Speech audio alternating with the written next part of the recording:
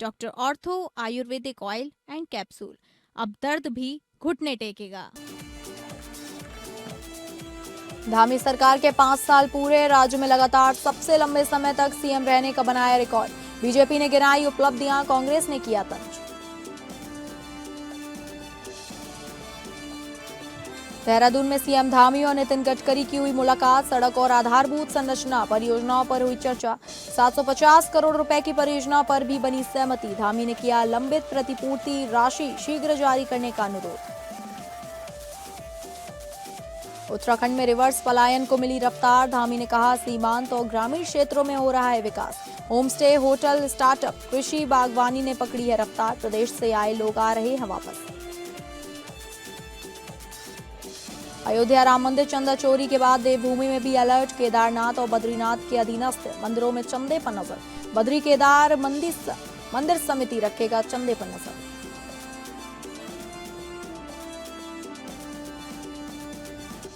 नमस्कार, आप सभी का बहुत स्वागत है उत्तराखंड बुलेटिन में और मैं हूं आपके साथ अंकिता सिंह। शुरुआत करेंगे बुलेटिन की, जहां मुख्यमंत्री पुष्कर सिंह धामी की अगुवाई में उत्तराखंड सरकार ने 4 जुलाई 2026 को अपने कार्यकाल के 5 साल पूरे कर लिए हैं। इसके साथ ही धामी राज्य में लगातार सबसे लंबे समय तक मुख्यमंत्री रहने वाले भाजपा नेता बन चुके हैं। धामी ने 4 जुलाई 2021 को पहली बार सीएम पद की शपथ ली थी। विधानसभा चुनाव के बाद 23 मार्च 2022 से उनकी दूसरी पारी शुरू हुई, जो अब तक निर्बाध जारी है। इस दौरान सरकार ने यूसीसी, नकल विरोधी कानून और अवैध अतिक्रमण हटाओ अभियान जैसे बड़े फैसले लिए। वहीं बीजेपी बोली कि अस्थिरता में भी 5 साल पूरे। भाजपा प्रदेश अध्यक्ष महेंद्र भट्ट ने कहा, हमारी सरकार लगातार जनहित में काम कर रही है। मुख्यमंत्री धामी ने राजनीतिक अस्थिरता के दौर में भी 5 साल का कार्यकाल पूरा कर लिया है। जन जन सरकार, जन के द्वार, जन के लिए सरकार कार्यक्रम का पहला चरण पूरा हो चुका है और दूसरे चरण की शुरुआत हो गई है। सरकार 4 जुलाई से पूरे प्रदेश में सेवा, सुशासन एवं समर्पण थीम पर सेवा सप्ताह बनाएगी। इस दौरान 5 साल की उपलब्धियों को जनता तक पहुंचाया जाएगा और जिला स्तर पर पात्र लोगों को योजनाओं से जोड़ा जाएगा। कांग्रेस का हमला। वहीं कांग्रेस प्रदेश प्रवक्ता प्रतिमा सिंह ने धामी सरकार पर निशाना साधते हुए कहा कि इन 5 सालों में भाजपा एक भी ऐसा काम नहीं कर पाई जिसे उपलब्धि कहा जा सके। बेरोजगारी, गरीबी और महंगाई चरम पर है। अपराध के मामले में भी प्रदेश अव्वल है। धामी सरकार शासन प्रशासन हर मुद्दे पर फेल नजर आ रही है। देखिए, पुष्कर धामी जी अभी तक उत्तराखंड की अस्थिरता की राजनीति में ऐसे मुख्यमंत्री हैं जिन्होंने 5 वर्ष का कार्यकाल पूर्ण किया है और हर बार जब उत्साह का वातावरण होता है तो सरकार का उद्देश्य होता है कि जन सेवा के कार्यक्रम को तय करना। जन जन की सरकार, जन जन के द्वार कार्यक्रम उसी का हिस्सा है। उसका प्रथम चरण के बाद अब द्वितीय चरण हम लोग प्रारंभ कर रहे हैं और ये कार्यक्रम हर समय पर हमारे चलते रहेंगे। जी के 4 साल 5 साल पूरे हो जाएं और मैं कहूँगी भाजपा के 9.5 साल पूरे हो चुके हैं। लेकिन अगर मैं विकास की बात करूं तो विकास के नाम पर इनका रिपोर्ट कार्ड नील बटे सन्नाटा है। यही वजह है कि आज आपको आज भी मंचों पे खड़े होकर कांग्रेस को कोसना पड़ रहा है, बजाय अपनी सरकार की सफलताओं की, अपनी सरकार की योजनाएं गिनाने के बावजूद आप हर मंचों पे देख लीजिए सिर्फ धामी जी कांग्रेस को कोसने का कार्य करते। मुख्यमंत्री पुष्कर सिंह धामी ने बीते रोज नई दिल्ली में केंद्रीय सड़क परिवहन और राजमार्ग मंत्री नितिन गडकरी से मुलाकात कर उत्तराखंड की विभिन्न सड़क और आधारभूत संरचना परियोजनाओं पर विस्तृत चर्चा की। बैठक में प्रदेश के लिए लगभग 7,000 करोड़ रुपए की विभिन्न सड़क परियोजनाओं को सहमति प्रदान की गई, जिससे राज्य में सड़क संपर्क व्यवस्थाओं को नई मजबूती मिलने की उम्मीद है। बैठक में केंद्रीय सड़क अवसंरचना निधि के तहत वर्ष 2026 से 27 के लिए करीब 750 करोड़ की परियोजनाओं पर भी सहमति बनी है। इसके साथ ही राष्ट्रीय राजमार्गों से जुड़ी 5 महत्वपूर्ण परियोजनाओं को स्वीकृति दी गई, जिनकी अनुमानित लागत लगभग 2,966 करोड़ रुपए है। इनमें श्रीनगर बाईपास, पुरकाजी लक्सर हरिद्वार 4 लेन परियोजना, लोहाघाट और पिथौरागढ़ बाईपास, मझोला खटीमा 4 लेन विस्तार तथा रामनगर रानीखेत मोहन मार्ग के सुंदरीकरण कार्य शामिल है। मुख्यमंत्री धामी ने बैठक में वर्ष 2025 से 26 की 530 11 करोड़ रुपए की लंबित प्रतिपूर्ति राशि शीघ्र जारी करने का अनुरोध भी किया। साथ ही सीमा सड़क संगठन से जुड़े लंबित मामलों, ऋषिकेश गंगोत्री राष्ट्रीय राजमार्ग के हिना तेखला नेताला गर्म पानी खंड की डीपीआर तथा जोशीमठ बाईपास के संशोधित प्रस्तावों को जल्द मंजूरी देने का आग्रह किया। बैठक में आगामी कुंभ मेला 2027 को देखते हुए हरिद्वार बाईपास और कोटद्वार बाईपास परियोजनाओं को समयबद्ध ढंग से पूरा करने पर भी सहमति बनी। इसके अतिरिक्त राष्ट्रीय राजमार्गों को स्पर मार्गों से जोड़ने की लगभग 3000 करोड़ रुपए की परियोजनाओं को सैद्धांतिक मंजूरी दी गई। अल्मोड़ा सिकुड़ा बैंड से NH 309 तक टनल सहित मोटर मार्ग निर्माण की करीब 300 करोड़ रुपए की परियोजना को भी सहमति मिली। मुख्यमंत्री धामी ने कहा कि प्रधानमंत्री मोदी के मार्गदर्शन और केंद्र सरकार के सहयोग से इन परियोजनाओं के क्रियान्वयन से उत्तराखंड में सड़क संपर्क, यातायात सुविधा और आधारभूत ढांचे को नई गति मिलेगी, जिसका लाभ प्रदेश के दूरस्थ और सीमांत क्षेत्रों तक पहुंचेगा। नए पुराने बहुत सारे जो प्रोजेक्ट जो पुराने चल रहे हैं उन पर भी बात हुई, अनुरोध भी किया। और जो नए प्रोजेक्ट हैं, कुछ हरिद्वार का, ऋषिकेश का बाईपास बनना है, देहरादून की सड़क बननी है, जोशीमठ का बाईपास बनना है, श्रीनगर का बाईपास है, हेलंग क्षेत्र में सड़क जानी है, पिथौरागढ़ लोहाघाट बाईपास है, खटीमा मझोला मार्ग है। ऐसे अनेक काम, जैसे लिपुलेट जाने वाली सड़क का भी कुछ काम बचा हुआ है, उस पर भी काम होना है। तो सब मिलाकर और CRIF योजना में लगभग 750 करोड़ की धनराशि उन्होंने सैद्धांतिक रूप से उसकी सहमति दी। सब मिला के 7000 करोड़ रुपए की से अधिक की धनराशि। मुख्यमंत्री पुष्कर सिंह धामी ने कहा कि डबल इंजन सरकार के विकास कार्यों का लाभ अब सीमांत और ग्रामीण क्षेत्रों तक पहुंच रहा है। उन्होंने कहा कि बेहतर सुविधाओं और बढ़ते अवसरों के कारण प्रदेश में रिवर्स पलायन को गति मिली है। बड़ी संख्या में प्रवासी अपने पैतृत्व गांव लौटकर होम स्टे, होटल, स्टार्टअप, कृषि, बागवानी और स्थानीय उत्पादों से जुड़े कारोबार शुरू कर रहे हैं, जिससे रोजगार के नए अवसर पैदा हो रहे हैं। मुख्यमंत्री ने कहा कि शीतकालीन यात्रा शुरू होने से पर्यटन को भी बढ़ावा मिला है और पिछले 3 सालों में प्रदेश में करीब 24 करोड़ पर्यटकों का आवागमन राज्य के लिए बड़ी उपलब्धि है। डबल इंजन सरकार ने जो प्रयास किए हैं, विकास के काम किए हैं, आज सभी सुविधाएं हमारे सीमांत से सीमांत क्षेत्रों तक पहुंच रही है, गांव तक पहुंच रही है, देहात तक पहुंच रही है। उसी का परिणाम है कि आज बड़ी संख्या में अब रिवर्स पलायन शुरू हुआ है और प्रवासी जो बड़े अनुभव जिनके पास हैं, जिन्होंने अनेक क्षेत्रों में अपनी विशेषज्ञता प्राप्त की है, अनुभव लिया है, ज्ञान अर्जित किया है, स्किल जिनको प्राप्त है, वो सब अपने अपने गाँव को लौट रहे हैं, अपने पैतृक स्थानों को लौट रहे हैं और अपना कारोबार शुरू कर रहे हैं। कोई होम स्टे शुरू कर रहा है, कोई होटल कर रहा है, कोई छोटे छोटे उत्पाद बनाने का काम कर रहे हैं, कोई स्टार्टअप कर रहा है, कोई कृषि बागवानी के क्षेत्र में काम कर रहा है। उत्तराखंड में आगामी चुनाव को लेकर भारतीय जनता पार्टी ने संगठन को बूथ स्तर पर तक मजबूत करने की कवायद तेज कर दी है। पार्टी का फोकस कार्यकर्ताओं के विस्तार, युवाओं को जोड़ने और लाभार्थियों तक सीधा संपर्क बढ़ाने पर है। इसी रणनीति के तहत संगठनात्मक ढांचे को मजबूत करने और चुनावी तैयारियों को चरणबद्ध तरीके से आगे बढ़ाया जा रहा है। इस दौरान भाजपा प्रदेश अध्यक्ष महेंद्र भट्ट ने कहा कि चुनाव के समय पार्टी अलग चुनावी टीम और प्रदेश चुनाव संचालन समिति का गठन करती है। उन्होंने बताया कि प्रत्येक विधानसभा स्तर पर संयोजक और सह संयोजक नियुक्ति किए जाते हैं। फिलहाल पार्टी बूथ प्रबंधन को मजबूत करने, अधिक से अधिक युवाओं को जोड़ने और हर बूथ पर सक्रिय कार्यकर्ताओं की टीम तैयार करने पर काम कर रही है। उन्होंने ये भी कहा कि केंद्र सरकार की योजनाओं के लाभार्थियों तक संपर्क अभियान के माध्यम से संगठन अपनी पहुंच मजबूत कर रहा है। देखिए, भारतीय जनता पार्टी चुनाव के समय चुनाव की अलग टीम तैयार करती है। जो प्रदेश की चुनाव संचालन समिति होती है, चुनाव के लिए कार्यकर्ता को हर विधानसभा स्तर पर उसके संयोजक, सह संयोजक हम लोग नियुक्त करते हैं। अभी उस सब विषय में समय है, लेकिन अभी हम अपने बूथ के प्रबंधन को ही मजबूत करने का काम कर रहे हैं। बड़ी संख्या में नए युवाओं को जोड़ रहे हैं।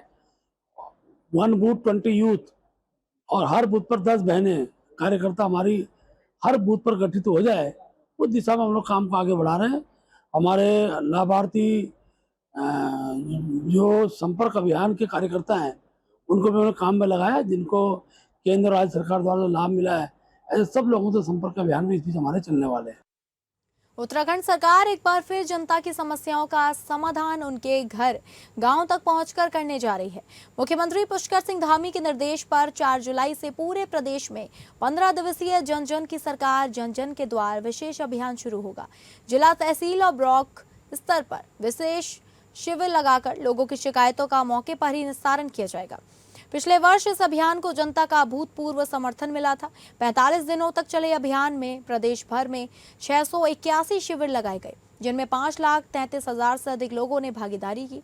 इस दौरान लगभग 33,000 जन शिकायतों का त्वरित समाधान कर सुशासन का नया मॉडल प्रस्तुत किया गया। मुख्यमंत्री धामी का स्पष्ट संदेश है कि आम जनता को अपनी समस्याओं के समाधान के लिए सरकारी कार्यालयों के चक्कर न लगाने पड़े। इसके बजाय अधिकारी और कर्मचारी स्वयं गांव-गांव पहुंचकर शिकायतें सुने और उनका त्वरित निस्तारण करें। इसी सोच को आगे बढ़ाते हुए मुख्यमंत्री के सफल 5 वर्ष पूरे होने के अवसर पर इस अभियान का दूसरा चरण शुरू किया जा रहा है। 4 जुलाई से शुरू होने वाले 15 दिवसीय सेवा पखवाड़े के दौरान जिला, ब्लॉक और तहसील स्तर पर विशेष शिविर आयोजित होंगे। इन शिविरों में विभिन्न विभागों के अधिकारी मौजूद रहेंगे और लोगों को सरकारी योजनाओं का लाभ दिलाने के साथ साथ उनकी समस्याओं का मौके पर समाधान करेंगे। लोगों को बिना किसी भागदौड़ के सरकारी सेवाएं मिले, यही सुशासन की पहली सीढ़ी है। इसी उद्देश्य से जन जन की सरकार जन जन के द्वार अभियान का दूसरा चरण शुरू किया जा रहा है। सभी संबंधित अधिकारियों और कर्मचारियों को पूरी जिम्मेदारी के साथ जनता के बीच उपस्थित रहने के निर्देश दिए गए हैं। वहीं सरकार का दावा है कि अभियान न केवल शिकायतों के त्वरित समाधान का माध्यम बनेगा, बल्कि सरकारी योजनाओं का लाभ अंतिम व्यक्ति तक पहुंचाने में भी महत्वपूर्ण भूमिका निभाएगा। अब देखना होगा कि अभियान का दूसरा चरण भी पहले की तरह जनता की उम्मीदों पर कितना खरा उतरता है।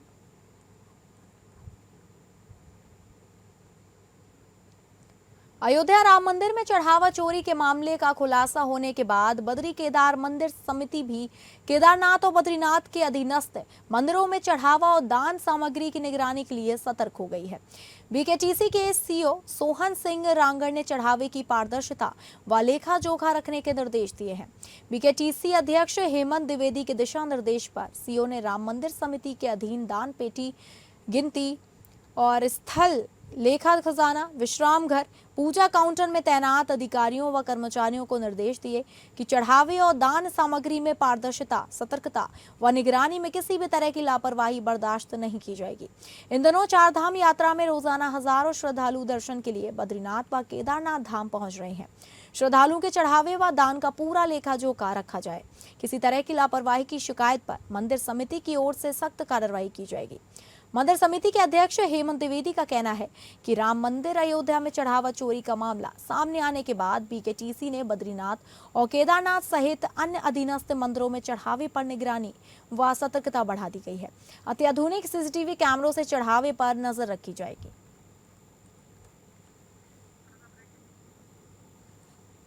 जहां उत्तराखंड के चंपावत जनपद से किसानों के लिए बड़ी और राहत भरी खबर सामने आई है। मुख्यमंत्री पुष्कर सिंह धामी के विजन के तहत डिजिटल इंडिया अभियान में पायलट डिस्ट्रिक्ट बने चंपावत में अब खाद वितरण पूरी तरह डिजिटल और पारदर्शी हो गया है। नई व्यवस्था के तहत किसान घर बैठे ऐप से खाद की मांग दर्ज कर सकेंगे और क्यूआर कोड के माध्यम से सहकारी समिति से आसानी से खाद प्राप्त कर सकेंगे। नई खाद नीति लागू होने के बाद किसानों के बीच पात्रता और खाद वितरण को लेकर कुछ भ्रम की स्थिति बनी थी, लेकिन कृषि विभाग ने स्पष्ट कर दिया कि भूमि धारक किसानों के साथ साथ बटाईदार और दूसरों की भूमि पर खेती करने वाले किसान भी इस व्यवस्था का लाभ उठा सकेंगे। मुख्य कृषि अधिकारी धनपत कुमार के अनुसार किसान ऐप पर मांग दर्ज करते हुए एक क्यूआर कोड प्राप्त करेंगे, जिसे समिति में दिखाकर बिना किसी परेशानी के खाद उपलब्ध करा दी जाएगी। प्रशासन ने खाद वितरण का स्पष्ट पैमाना भी तय किया है। प्रति 1 हेक्टेयर भूमि पर 7 बोरी यूरिया और 4 बोरी डीएपी का या एनपीके उपलब्ध कराई जाएगी। प्रशासन का कहना है कि जनपद में खाद की कोई कमी नहीं है और अफवाहों पर ध्यान देने की आवश्यकता नहीं है। देखिए, जो नया नियम आया है ये डिजिटल इंडिया मूवमेंट के अंतर्गत अपने ज़िले को जो है पायलट ज़िले के रूप में लिया गया है। ये नियम जो है ऐप आधारित खाद वितरण को लेकर के है। ऐप का नाम है फ्रेमवर्क फॉर फर्टिलाइजर सेल। अर्थात कोई भी किसान जो पूर्व में खेती करता रहा हो या अभी भी कर रहा है, वो ऐप के माध्यम से अपनी डिमांड जो है जनरेट कर सकता है, जो कि क्यूआर कोड के रूप में सामने आएगी, और वही क्यूआर कोड हमारी सोसाइटीज़ में जा करके दिखा करके वो फर्टिलाइज़र ले सकता है। अब सवाल ये है कि कौन कौन किसान इसके लिए पात्र होंगे। तो मैं बताना चाहूँगा कि वे सभी किसान जिनके नाम पे ज़मीन है वे तो पात्र हैं ही, साथ में दूसरे किसान वे हैं जो खेती करते हैं लेकिन किसी और के नाम पे ज़मीन है। मानसून की चुनौतियों से निपटने के लिए चंपावत प्रशासन पूरी तरह तैयार है। संभावित प्राकृतिक आपदाओं के दौरान त्वरित राहत एवं बचाव कार्यों की तैयारियों को परखने के उद्देश्य से गुरुवार को टनकपुर में अग्निशमन विभाग के नेतृत्व में पुलिस, एसडीआरएफ, राजस्व, स्वास्थ्य, वन एवं अन्य विभागों की संयुक्त टीमों द्वारा व्यापक मॉक ड्रिल का सफल आयोजन किया गया। मॉक ड्रिल के पहले चरण में लगातार वर्षा के कारण शारदा नदी में तेज भू कटाव से नदी किनारे स्थित कई मकानों में दरारें आने तथा जनहानि की आशंका का परिदृश्य तैयार किया गया। सूचना मिलते ही प्रशासनिक एवं रेस्क्यू टीमें अत्याधुनिक उपकरणों के साथ तत्काल घटनास्थल पर पहुंची और राहत एवं बचाव कार्य अभियान शुरू किया गया। रेस्क्यू टीम ने नदी क्षेत्र में फंसे बच्चों को सुरक्षित बाहर निकालकर एम्बुलेंस तक पहुंचाया, जहां चिकित्सकों ने उनका प्राथमिक उपचार किया। इसी दौरान शारदा घाट स्थित अस्थायी प्रसादी की दुकान की एक महिला के सर्पदंश से घायल होने का परिदृश्य भी तैयार किया गया, जिसे तत्काल अस्पताल भेजा गया। प्रभावित परिवारों को सुरक्षित राहत शिविर में स्थानांतरित किया गया। इस संयुक्त अभ्यास का उद्देश्य विभिन्न विभागों के बीच समन्वय को और मजबूत बनाना, आपदा की स्थिति में त्वरित कार्यवाही सुनिश्चित करना और राहत और बचाव व्यवस्था में वास्तविक क्षमता का परीक्षण करना था।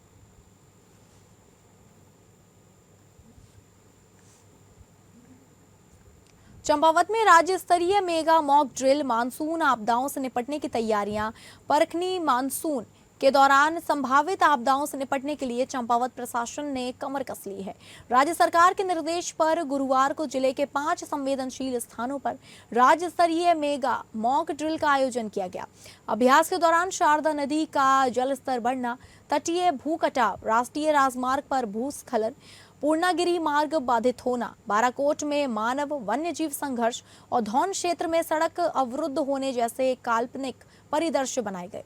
सभी जगह राहत बचाव कार्य, घायलों को प्राथमिक उपचार, सुरक्षित निकासी, राहत शिविर संचालन, भोजन पानी की व्यवस्था और यातायात नियंत्रण की लाइव अभ्यास किया गया।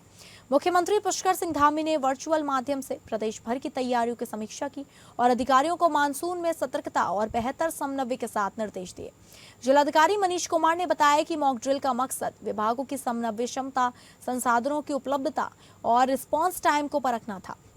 सभी विभागों को मशीनरी, राहत सामग्री, संचार व्यवस्था और मानव संसाधन दुरुस्त रखने के निर्देश दिए गए। इस अभ्यास में पुलिस, एसडीआरएफ, स्वास्थ्य, लोनीबी, एनएचएआई, सिंचाई, विद्युत, वन, राजस्व, डीडीएमए और नगर निकाय ने सक्रिय भागीदारी की।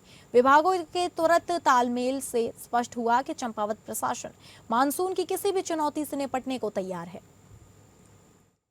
आप विदित हैं, वर्तमान में मानसून जो है हमारे यहाँ से विगत 2 दिवस से एक्टिव है और इसमें आज जो है इसकी जो तैयारी थी वो पिछले सप्ताह से जो है वो चल रही थी।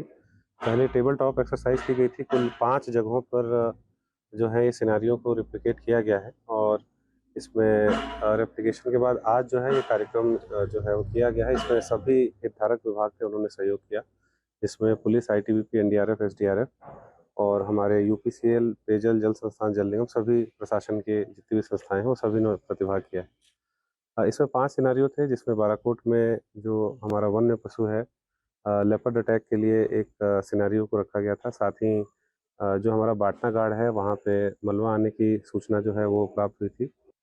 जनपद चंपावत में गुरुवार को ग्रामीण विकास और महिला सशक्तिकरण की दिशा में एक महत्वपूर्ण पहल करते हुए भारत सरकार की महत्वाकांक्षी बीबीजी रामजी योजना का विकास भवन सभागार में विधिवत शुभारंभ किया गया। कार्यक्रम की अध्यक्षता क्षेत्र पंचायत प्रमुख अंचला बोरा ने की।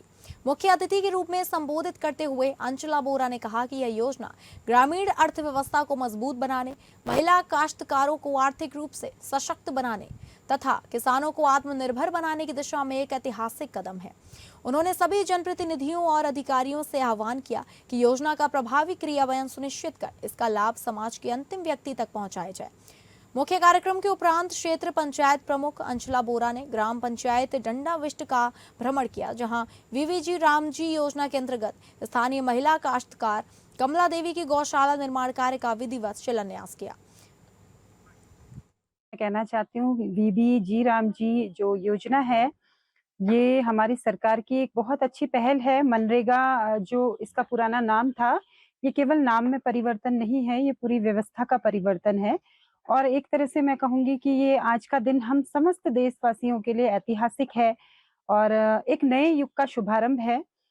और जैसा कि हमारे यशस्वी प्रधानमंत्री जी का जो विकसित भारत 2047 का उनका संकल्प है, उसकी ही ये व्यवस्था एक नींव है, जिसका उद्देश्य कि हमारे जो ग्रामीण क्षेत्रों के लोग हैं, उनको अधिक से अधिक रोजगार मुहैया कराना और जो श्रमिक हैं, उनकी आर्थिकी को और अधिक बेहतर बनाना इस योजना का उद्देश्य है। और मुझे ऐसा लगता है कि बहुत बेहतर ये योजना हमारे ग्रामवासियों के लिए रहेगी और मेरा भी ये प्रयास रहेगा कि हमारे चंपावत विकास खंड के चंपावत के पाटी क्षेत्र के पुनाकोट वार्ड में पेयजल संकट की सूचना मिलते ही जिला प्रशासन हरकत में आ गया। जिलाधिकारी मनीष कुमार ने मामले का तत्काल संज्ञान लेते हुए अधिकारियों को मौके पर पहुंचकर राहत कार्य शुरू करने के निर्देश दिए। प्रशासन ने प्रभावित क्षेत्र में टैंकरों के माध्यम से पानी की आपूर्ति शुरू कर दी, जबकि खराब पंपिंग व्यवस्था को जल्द दुरुस्त करने का काम भी युद्ध स्तर पर जारी है। न्याय पंचायत पार्टी के पुनाकोट वार्ड में पेयजल संकट सामने आने के बाद जिलाधिकारी मनीष कुमार ने अधिशासी अभियंता पेयजल निगम को तत्काल प्रभाव से आवश्यक कार्यवाही के निर्देश दिए। डीएम के निर्देश मिलते ही विभागीय टीम मौके पर पहुंची और स्थिति का जायजा लिया। पेयजल निगम के अधिशासी अभियंता अशोक स्वरूप के अनुसार लगातार हुई बारिश के कारण मुख्य पंपिंग स्टेशन पर तकनीकी खराबी आ गई, जिससे पानी की पंपिंग बाधित हो गई। इसके चलते जल उत्पादन कम हुआ और पुनाकोट वार्ड में पेयजल आपूर्ति प्रभावित हुई। हालांकि प्रशासन ने संकट की घड़ी में लोगों को राहत देने के लिए वैकल्पिक व्यवस्था तत्काल लागू कर दी है। प्रभावित क्षेत्र में प्रतिदिन टैंकरों के माध्यम से पेयजल उपलब्ध कराया जा रहा है। इसके साथ ही तकनीकी खराबी को दूर कर मुख्य पेयजल लाइन को जल्द पूरी क्षमता के साथ बहाल करने का कार्य तेजी से किया जा रहा है।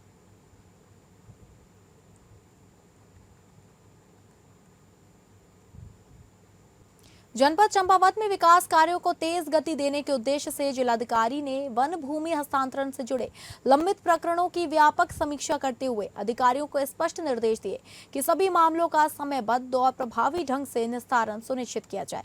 उन्होंने कहा कि जनहित से जुड़ी परियोजनाओं में किसी भी स्तर पर अनावश्यक देरी स्वीकार नहीं की जाएगी।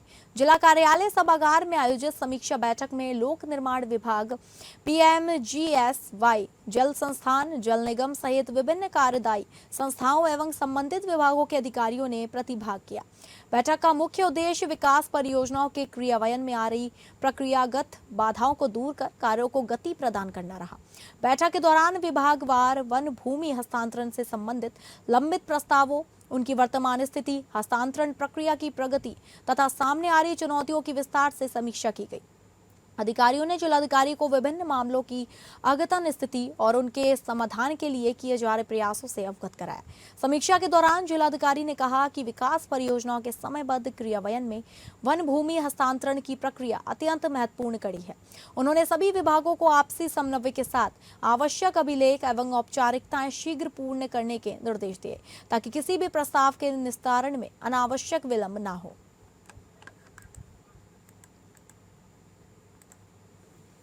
तो फिलहाल उत्तराखंड बुलेटिन में बस इतना ही। नमस्कार।